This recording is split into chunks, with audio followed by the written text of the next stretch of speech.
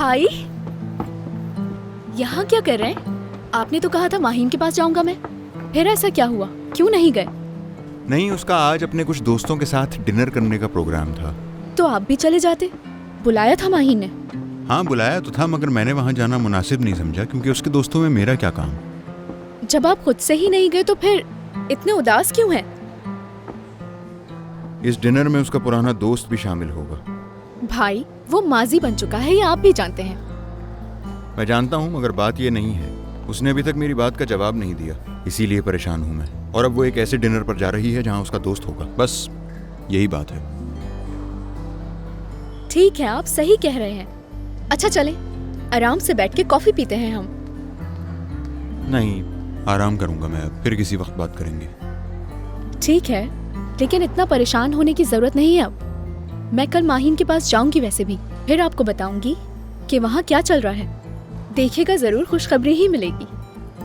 ठीक है, चलो अब चलता हूँ मैं। Good night.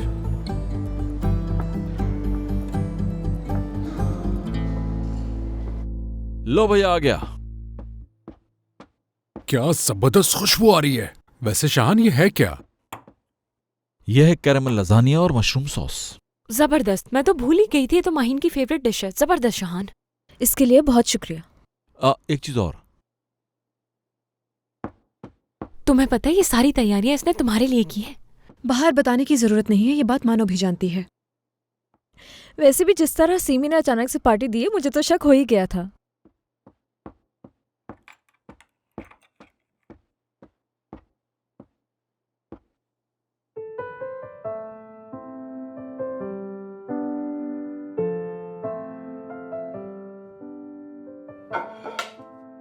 और ये है विंटर सनशाइन।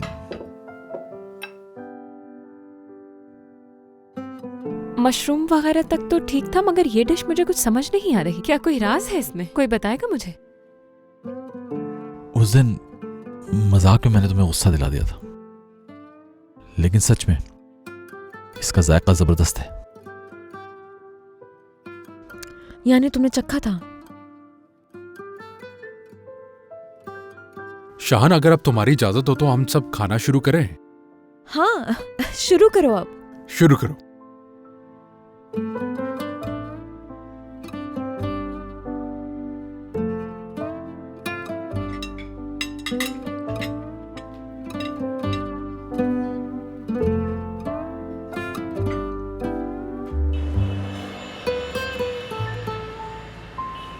मैं बताती हूँ तुम्हें।